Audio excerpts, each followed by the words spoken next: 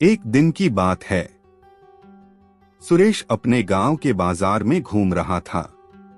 उसका कबाब खाने का मन हुआ और वो कबाब की एक दुकान पर पहुंचा। वहां उसने देखा कि ढेर सारे लोग एक भिखारी को घेर कर खड़े हुए हैं। भिखारी कबाब वाले के सामने गिड़गिड़ा रहा है। यह नजारा देख सुरेश हैरान हुआ। उसने कबाब वाले से पूछा, क्या हुआ जनाब, इस तरह यहाँ भीड़ क्यों लगी है? और इस शख्स ने क्या किया है? ये इस तरह क्यों गिड़गिड़ा रहा है?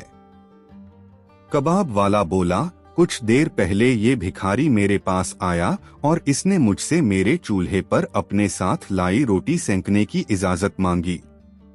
मैंने इजाजत दे दी, लेकिन इसने मेरे चूल्हे की जगह मेरे तवे पर रोटी सेकी। उस तवे पर कुछ देर पहले मैंने कबाब बनाया था। इस कारण कबाब की खुशबू इस भिखारी की रोटी में चली गई।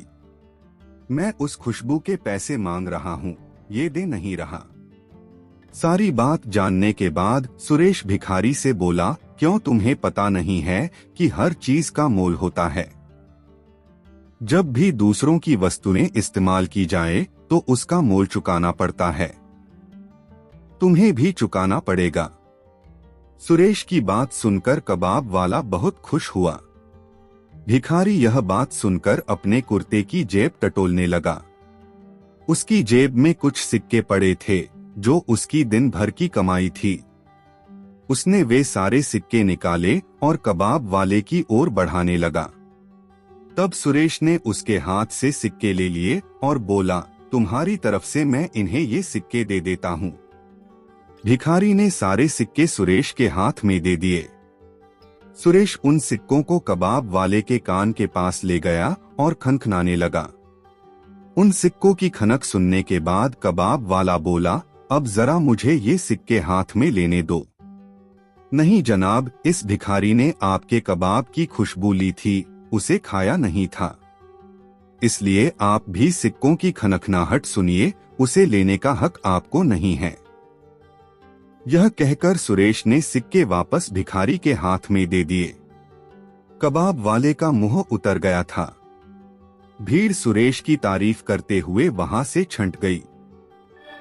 एक दिन एक आदमी रमेश के पास आया और बोला, रमेश, मैं बहुत परेशान हूँ। मैं तुम्हारे पास सलाह लेने आया हूँ।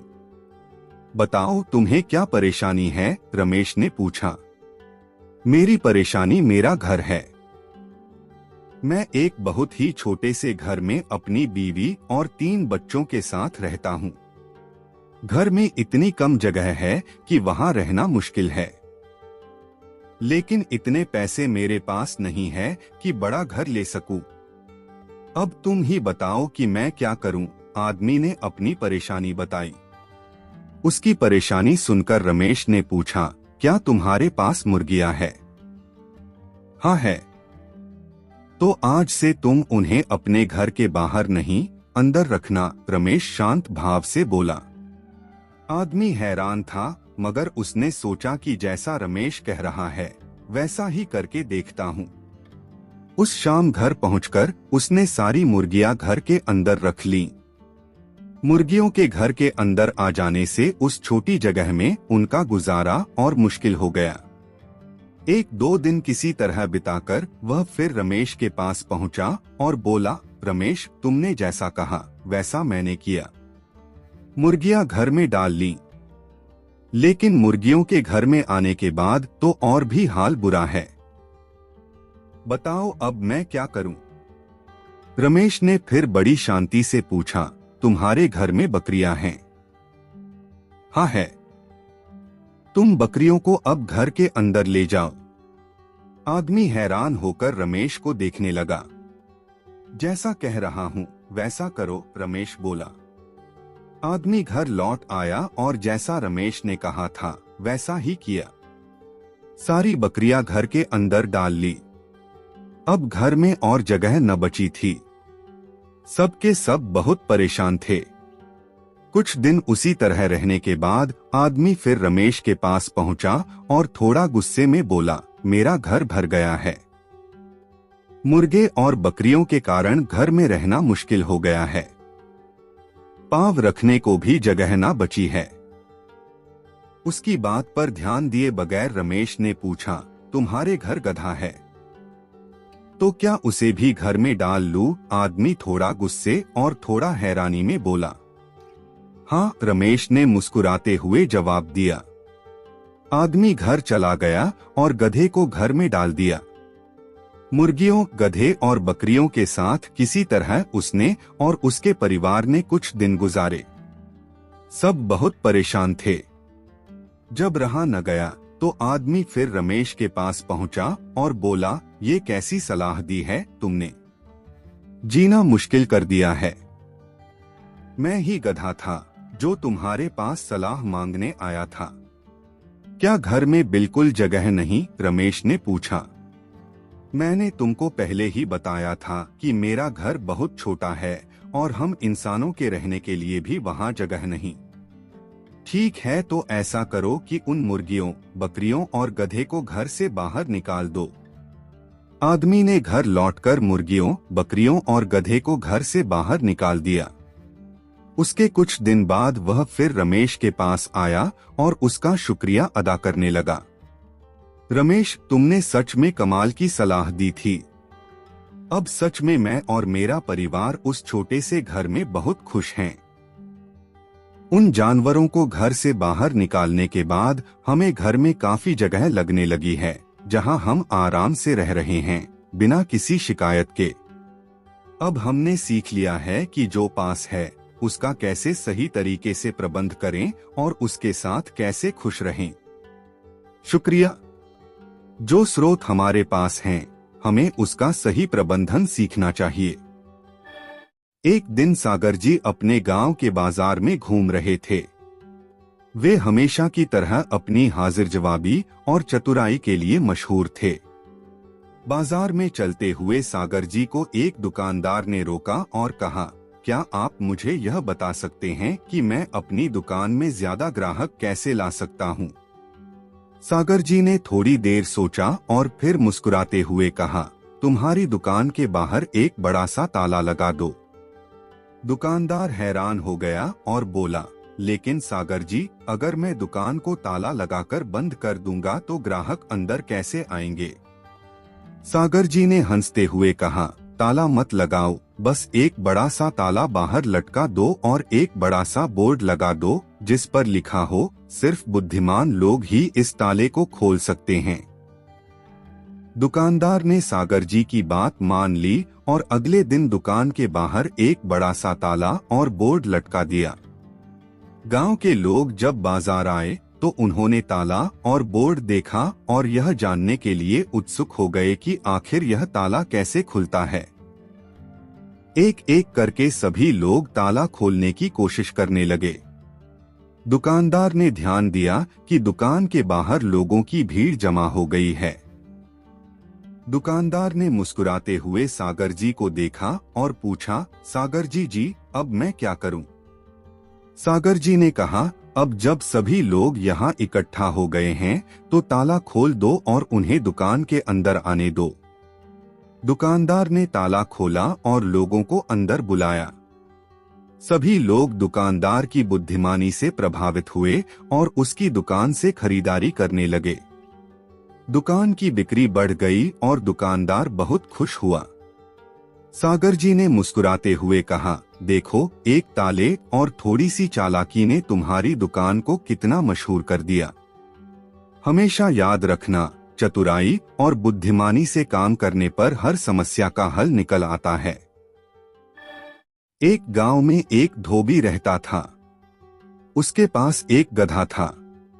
गधा बहुत मेहनती था, इसलिए धोबी उसका बहुत ख्याल रखा करता था।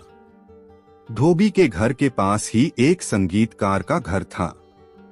उसके घर से अक्सर गाने बजाने की आवाजें आया करती थी। गधा जब भी गाना सुनता तो सोचता कि काश वह भी गाना गा पाता। एक रात वह अस्तबल में सो रहा था। तभी उसके कानों में झींगुरों की आवाज पड़ी और उसकी नींद टूट गई। उसने सुना कि झींगुर गाना गा रहे हैं। उनका गाना सुनकर गधा उदास हो गया। उसे उदास देखकर एक झींगुर ने पूछा, गधे भाई क्या बात है, तुम उदास क्यों नजर आ रहे हो? गधे ने दुखी मन से कहा, तुम सब कितना अच्छा गाते हो, काश मैं भी इसी तरह गा पाता।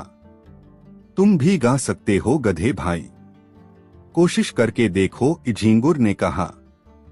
गधा गाना गाने लगा, लेकिन उसकी आवाज बेसुरी थी। वह फिर उदास हो गया और बोला, मेरी आवाज बहुत बेसुरी है, मैं नहीं गा पाऊंगा। तब एक झींगुर ने उसे सलाह दी, तुम्हें अपनी आवाज मधुर करनी है तो कल से ओस पिया करो, देखना कुछ ही दिनों में तुम हमसे भी ज्यादा सुरीले हो जाओगे। गधे को ये सलाह जंच गई। अगले दिन से उसने खाना पीना छोड़ दिया और ओस पीने लगा। 1-2 दिन तक तो धोबी का ध्यान इस तरफ नहीं गया कि गधा खा पी नहीं रहा है। लेकिन कुछ दिनों बाद उसे गधे के अस्तबल में चारा जस का तस पड़ा मिलने लगा और गधा भी कमजोर दिखाई देने लगा, तो उसे चिंता हुई। उसे लगा कि गधा बीमार है, इसलिए खा पी नहीं रहा है। वह गधे को एक वैद्य के पास ले गया। वैद्य ने गधे के लिए दवाइयां दी। धोबी गधे को दवाइयां खिलाने लगा, लेकिन गधे पर कोई असर नहीं हुई। उसने खाना पीना शुरू नहीं किया और वह दिन पर दिन और कमजोर होने लगा। धोबी चिंता में पड़ गया कि आखिर उसके गधे को हुआ क्या। गधे का हाल एक मकड़ा देख रहा था। वह सारी स्थिति जानता था। एक दिन वह गधे के पास गया और बोला, गधे भाई तुम क्यों उसके भरोसे खाना पीना छोड़कर बैठे हो? इस तरह तुम सुरीले बनो या न बनो, बीमार जरूर हो जाओगे। गधे ने उत्तर दिया, मैं झींगुरों की तरह सुरीला गाना गाना चाहता हूँ मकड़े भाई, इसलिए भूखे प्यासे रहकर ये परेशानी सह रहा हूँ। मकड़े ने उसे समझाते हुए कहा, गधे भाई मेरी बात ध्यान से सुनो, मैं बहुत अच्छा जाला बना सकता हूँ, लेकिन यदि मैं तुम्हारी तरह बोझ उठाना चाहूँ तो नहीं उठा सकता। उसी तरह तुम बोझ उठा सकते हो, लेकिन जाला नहीं बना सकते, न ही झींगुर की तरह गा सकते हो। हर जीव में अलग गुण और प्रतिभा होती है, तुम्हें उसका सम्मान करना चाहिए। जो कार्य तुम कर नहीं सकते, उसके पीछे क्यों अपनी वह प्रतिभा नष्ट कर रहे हो जिसमें तुम उत्तम हो? तुम्हारा मालिक भी तो तुम्हारी उसी प्रतिभा के कारण तुम्हें प्यार करता है। मेरी इस बात को समझो और कल से खाना पीना शुरू कर दो। गधे को मकड़े की बात समझ में आ गई। उसने अगले दिन से चारा खाना शुरू कर दिया। उसे खाता पीता देख धोबी ने सोचा कि वैद्य की दवा काम कर गई। वह खुश था कि उसका गधा ठीक हो गया। वह गधे के लिए और चारा ले आया और उसके पीठ पर हाथ फेरकर दुलार करने लगा। दूसरों की नकल करने के बजाय अपने गुणों का महत्व पहचानो और उसका सम्मान करो। 2 व्यक्ति एक साथ यात्रा पर निकले। दोनों एक रास्ते से गुजर रहे थे कि रास्ते में उन्हें एक बटुआ पड़ा मिला। एक व्यक्ति ने बटुआ उठा लिया। बटुआ भारी था। भार के द्वारा अंदाजा लगाते हुए वह व्यक्ति बोला, मैं कितना खुशनसीब हूं कि मुझे रास्ते में ये बटुआ पड़ा मिला। इसके वजन से लग रहा है कि इसमें काफी पैसे होंगे। ये सुनकर दूसरा व्यक्ति तुनक कर बोला, तुम अकेले कैसे खुशनसीब हुए? मैं भी तुम्हारे साथ हूं। हम साथ यात्रा पर निकले हैं।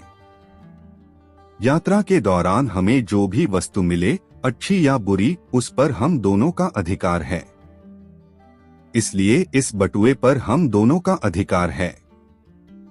बिल्कुल नहीं, इस बटुए को मैंने उठाया है और इसलिए इसमें जो भी है उस पर सिर्फ और सिर्फ मेरा अधिकार है, पहले व्यक्ति ने कहा।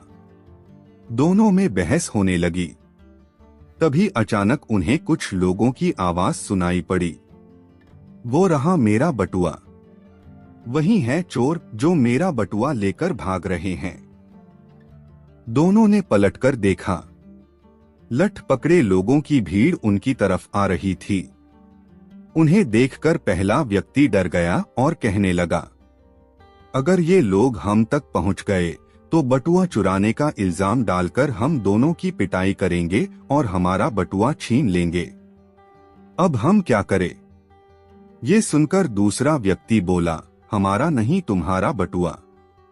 भूल गए, अभी तो तुम कह रहे थे कि ये बटुआ तुमने उठाया है और इस पर सिर्फ तुम्हारा अधिकार है, इसलिए अब तुम ही भुगतो। ये कहकर वह व्यक्ति वहां से भाग गया। लठ पकड़े लोगों ने आकर पहले व्यक्ति से बटुआ छीन लिया और उसकी धुनाई भी की। यदि हम किसी से अच्छे वक्त में कन्नी काटते हैं तो बुरे वक्त में उससे किसी भी प्रकार की आशा नहीं रखनी चाहिए। बहुत समय पहले की बात है। एक राज्य में एक राजा रहता था। वह अक्सर वेश बदलकर अपने राज्य के गांव और नगरों के भ्रमण पर निकलता और प्रजा के हालचाल लिया करता था। एक दिन वह हमेशा की तरह वेश बदलकर भ्रमण पर निकला। एक रास्ते पर पहुंचकर उसे विचार आया कि क्यों न मैं अपने राज्य के लोगों की परीक्षा लूं। आखिर मुझे भी तो पता चले मेरे राज्य की प्रजा के चरित्र का। उसने एक रास्ते के किनारे पड़ा एक बड़ा सा पत्थर रास्ते के बीचों बीच ढकेल दिया।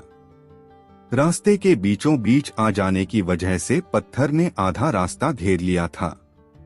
वह रास्ते पर अवरोध की तरह था। राजा पेड़ के पीछे छुप गया और देखने लगा कि कौन उस रास्ते के पत्थर को हटाता है। कई लोग उस रास्ते से गुजरे और रास्ते पर पड़े पत्थर को देखकर अपनी असुविधा जताने लगे। वे राजा की बुराइयां करते कि उसे प्रजा की परेशानियों का ध्यान नहीं है। रास्तों पर इस तरह बड़े बड़े पत्थर पड़े रहते हैं, लेकिन उन्हें हटाने की कोई व्यवस्था नहीं रहती। किंतु कोई भी उस पत्थर को वहां से हटाने का प्रयास नहीं करता। राजा छुपकर सारा हाल देख रहा था। कई घंटे बीत गए थे, किंतु किसी ने भी उस पत्थर को हटाने का प्रयास नहीं किया था। राजा दुखी हो गया कि उसके राज्य के लोग कितने स्वार्थी हैं, जो दूसरों की मिनमेख तो निकालते हैं पर खुद भलाई का कोई काम नहीं करते। वह स्वयं रास्ते पर पड़ा पत्थर हटाने के लिए आगे बढ़ा। तभी उसने देखा कि एक किसान पीठ पर धान की बोरी लादे आ रहा है। वह फिर पेड़ के पीछे छुप गया। उसने सोचा, इस व्यक्ति को देख लेता हूं। इसने भी पत्थर न हटाया तो मैं स्वयं हटा दूंगा। किसान पत्थर के पास पहुंचा और ठहर गया। उसने अपने पीठ की भारी बोरी किसी तरह उतारी और एक किनारे रख दी। फिर वह पत्थर के पास गया और उसे हटाने के लिए जोर लगाने लगा। किसी तरह उसने पत्थर रास्ते के किनारे सरका दिया और हाथ झाड़ता हुआ बुदबुदाया, अब इस पत्थर के कारण रास्ते से जाने वाले राहगीरों को कोई परेशानी नहीं होगी। वह अपनी बोरी उठाने के लिए बढ़ने लगा तो उसकी नजर एक पोटली पर पड़ी। वह उसी स्थान पर थी जहां पत्थर पड़ा था। राजा ने ही वह पोटली पत्थर के नीचे दबाई थी। उसके साथ एक पत्र भी था। किसान ने पत्र पढ़ा। उसमें लिखा था, ये पोटली राज्य के राजा की तरफ से रास्ते का पत्थर हटाने वाले व्यक्ति का पुरस्कार है। किसान ने पोटली खोली। उसमें सोने के सिक्के थे। उसने मन ही मन राजा का धन्यवाद किया। फिर सोने के सिक्कों की पोटली कमर में बांधकर और धान की बोरी पीठ पर लादकर अपने घर की ओर चला गया। रास्ते में आने वाली हर बाधाएं उन्नति का अवसर है, इसलिए बाधाओं से डरे नहीं, उनका सामना करें और उन्हें हटाकर जीवन में तरक्की के मार्ग पर आगे बढ़े। परोपकार करने वाले व्यक्ति को परोपकार का शुभ फल अवश्य मिलता है। एक समय की बात है, एक शांतिपूर्ण और हरे भरे राज्य में स्वर्णिम नगर नामक एक सुंदर नगर बसा हुआ था। इस नगर में राजा हेमराज और रानी सुमति राज्य करते थे। राजा और रानी का राज्य न्याय और प्रेम पर आधारित था और उनके राज्य में हर कोई खुशहाल था। राजा रानी की एक ही संतान थी, उनकी प्यारी बेटी राजकुमारी अदिति। अदिति न केवल अपनी सुंदरता के लिए प्रसिद्ध थी, बल्कि उसकी दया और बुद्धिमत्ता भी अद्वितीय थी। राजकुमारी अदिति का बचपन महल में ही बीता। उसे तरह तरह की कलाओं और विद्या की शिक्षा दी गई थी। अदिति का मन हमेशा प्रकृति के पास ही रहता था। उसे फूलों, पक्षियों और जंगलों से बहुत लगाव था। वह रोजाना महल के बागीचे में जाती और पक्षियों से बातें करती। लेकिन अदिति की जिंदगी में एक रहस्य भी था, जिसे केवल राजा और रानी जानते थे। अदिति वास्तव में एक परी थी। जब वह जन्मी थी, तब एक जादुई घटना घटी थी। रानी सुमति ने सपना देखा था कि एक दिव्य स्त्री उनके पास आई और कहा, तुम्हारी बेटी अदिति एक विशेष शक्ति के साथ जन्म लेगी। वह एक परी है जो इस राज्य की रक्षा करेगी। लेकिन एक समय आएगा जब उसे अपनी पहचान छुपानी होगी और कठिन परीक्षाओं से गुजरना होगा। राजा और रानी ने इस रहस्य को गुप्त रखा और अदिति को साधारण जीवन जीने दिया। लेकिन अदिति के भीतर कुछ विशेष था। उसे अक्सर अद्भुत सपने आते थे और वह जादुई शक्तियों का अनुभव करती थी। एक दिन अदिति के सामने एक वृद्ध साधु प्रकट हुए और उन्होंने कहा, राजकुमारी अदिति, समय आ गया है कि तुम अपनी असली पहचान को समझो और अपने राज्य की रक्षा के लिए तैयार हो जाओ। अदिति ने अपने माता पिता से इस बारे में बात की। राजा रानी ने उसे सारा सच बताया और कहा, प्रिय अदिति, तुम्हें अपनी परी शक्तियों का उपयोग करके राज्य की रक्षा करनी होगी। एक बड़ा संकट आने वाला है और केवल तुम ही इसे रोक सकती हो। अदिति ने साहसपूर्वक अपने माता पिता की बात मानी और अपनी शक्तियों का प्रयोग करने का निर्णय लिया। उसने साधु द्वारा दिए गए निर्देशों का पालन करते हुए जादुई मंत्रों का अभ्यास किया और अपनी शक्तियों को नियंत्रित करना सीखा। उसे पता चला कि उसकी परी शक्तियां न केवल उसे उड़ने की क्षमता देती हैं, बल्कि वह जादुई उपचार और सुरक्षा के मंत्र भी जानती है। कुछ ही दिनों बाद राज्य पर संकट के बादल मंडराने लगे।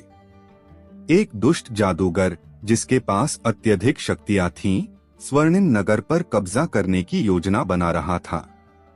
वह जादूगर, जिसका नाम रावणेश था, अपने काले जादू से राज्य को अंधकार में धकेलना चाहता था। उसने अपनी सेना के साथ राज्य पर हमला कर दिया। उनकी सेना ने पूरी ताकत से मुकाबला किया, लेकिन रावणेश की शक्तियों के सामने वे कमजोर पड़ने लगे। अदिति ने अपने पिता को आश्वासन दिया और कहा, पिताजी, अब समय आ गया है कि मैं अपनी परी शक्तियों का उपयोग करूं। मैं इस संकट को टाल दूंगी। अदिति ने अपने परी रूप को धारण किया और अपनी जादुई शक्तियों का उपयोग करते हुए रावणेश का सामना किया। वह हवा में उड़ने लगी और अपनी चमकती हुई परी शक्तियों से रावणेश की काली शक्तियों का मुकाबला करने लगी। अदिति के हृदय में साहस और प्रेम था, जिसने उसे और भी अधिक शक्तिशाली बना दिया। रावणेश ने अदिति पर अपने जादू से हमला किया, लेकिन अदिति ने अपने दिव्य शक्तियों का उपयोग करते हुए उसे विफल कर दिया। उसने एक जादुई घेरा बनाया और रावणेश को उसमें कैद कर लिया। अदिति ने अपने मंत्रों का प्रयोग करते हुए रावणेश की शक्तियों को समाप्त कर दिया और उसे हमेशा के लिए निष्क्रिय कर दिया। राज्य के लोग अदिति की वीरता और उसकी परी शक्तियों को देखकर आश्चर्यचकित थे। उन्होंने कभी सोचा भी नहीं था कि उनकी प्यारी राजकुमारी इतनी शक्तिशाली हो सकती है। अदिति ने राज्य को संकट से बचा लिया था और उसकी बहादुरी की कहानियां पूरे राज्य में फैल गईं। सच्ची शक्तियां उन लोगों के भीतर होती हैं जो प्रेम और साहस के साथ जीवन जीते हैं। किसी भी संकट का सामना करने के लिए हमें अपने भीतर की शक्तियों को पहचानना और उनका सही उपयोग करना आवश्यक है। एक समय की बात है, एक छोटे से गांव में एक घमंडी जादूगर रहता था। उसका नाम था गोगा। गोगा के पास अद्भुत जादुई शक्तियां थीं, जिनकी वजह से वह गांव में बहुत प्रसिद्ध था। लेकिन उसकी प्रसिद्धि ने उसे अत्यधिक घमंडी बना दिया था। वह हमेशा खुद को सबसे श्रेष्ठ मानता था और गांव वालों को तुच्छ समझता था। गोगा का घर गांव के बाहरी हिस्से में था, जहां वह अपनी जादुई किताबों और औजारों के साथ रहता था। वह कभी भी गांव वालों की मदद के लिए तैयार नहीं होता था, बल्कि उन्हें अपने जादू से डराता और उनके ऊपर रौब जमाता था। अगर किसी गांव वाले को कोई समस्या होती और वे गोगा के पास मदद के लिए आते, तो वह उन्हें अपमानित करता और उनकी समस्या को और बढ़ा देता। एक दिन गांव में एक बूढ़ी औरत, जिसका नाम दयाबेन था, गोगा के पास आई। उसने गोगा से विनती की, मेरे बेटे को एक गंभीर बीमारी हो गई है, कृपया उसकी मदद करो। गोगा ने हंसते हुए कहा, तुम्हारे बेटे की बीमारी से मुझे क्या, मैं कोई वैद्य नहीं हूँ। जाओ यहाँ से और मुझे परेशान मत करो। दयाबेन दुखी मन से वापस चली गई। गांव वाले गोगा के इस व्यवहार से बहुत निराश थे, लेकिन वे उसकी शक्तियों से डरते थे और उसका सामना करने की हिम्मत नहीं जुटा पाते थे। कुछ दिनों बाद गांव में एक रहस्यमयी यात्री आया। वह एक बुजुर्ग व्यक्ति था, जिसका नाम शुभंकर था। उसने गांव वालों से गोगा के बारे में सुना और उसके घमंड के बारे में जानकर दुखी हुआ। शुभंकर ने तय किया कि वह गोगा को सबक सिखाएगा। शुभंकर गोगा के घर गया और उसने दरवाजा खटखटाया। गोगा ने दरवाजा खोला और शुभंकर को देखकर पूछा, तुम कौन हो और यहाँ क्यों आए हो? शुभंकर ने विनम्रता से कहा, मेरा नाम शुभंकर है और मैं दूर के देश से आया हूँ। मैं एक साधारण यात्री हूँ और मैं आपकी महानता के बारे में सुनकर यहाँ आया हूँ। क्या आप मुझे अपने कुछ जादुई करतब दिखा सकते हैं? गोगा को यह सुनकर बहुत अच्छा लगा और उसने अपनी सभी शक्तियों का प्रदर्शन करना शुरू किया। उसने आग से खेला, पानी को हवा में उछाला और हवा में उड़ते हुए फूलों की वर्षा कर दी। शुभंकर ने यह सब बहुत ध्यान से देखा और प्रशंसा की। शुभंकर ने फिर कहा, गोगा, तुम सचमुच महान हो, लेकिन क्या तुम एक साधारण आदमी को जादू सिखा सकते हो? गोगा ने गर्व से कहा, बिल्कुल, लेकिन तुम्हें पहले यह साबित करना होगा कि तुम इसके योग्य हो। गोगा ने मुस्कुराते हुए कहा, ठीक है, मैं तुम्हारी परीक्षा लेने के लिए तैयार हूँ। गोगा ने शुभंकर को एक कठिन पहेली दी और कहा, यदि तुम इस पहेली का हल निकाल सकते हो तो मैं तुम्हें जादू सिखाऊंगा। शुभंकर ने ध्यान से पहेली को सुना और थोड़ी देर में उसका समाधान कर दिया। गोगा यह देखकर हैरान रह गया, लेकिन उसने अपने घमंड को बरकरार रखते हुए कहा, ठीक है, अब मैं तुम्हें जादू सिखाऊंगा। गोगा ने शुभंकर को एक जादुई मंत्र सिखाया और कहा, अब इसे दोहराओ। शुभंकर ने मंत्र दोहराया, लेकिन कुछ भी नहीं हुआ। गोगा ने हंसते हुए कहा, तुम्हारे पास जादू करने की क्षमता नहीं है, तुम इसे कभी नहीं सीख सकते। शुभंकर ने मुस्कुराते हुए कहा, गोगा, जादू सिर्फ मंत्रों में नहीं होता, यह दिल और आत्मा की शुद्धता में होता है। तुमने अपनी शक्तियों का उपयोग घमंड और अहंकार के लिए किया है, न कि दूसरों की मदद के लिए। यही कारण है कि तुम्हारी शक्तियां अब तुम्हारे नियंत्रण से बाहर हैं। गोगा ने शुभंकर की बात को हल्के में लिया और उसे बाहर निकाल दिया। लेकिन अगले दिन गोगा ने महसूस किया कि उसकी जादुई शक्तियां कमजोर हो रही हैं।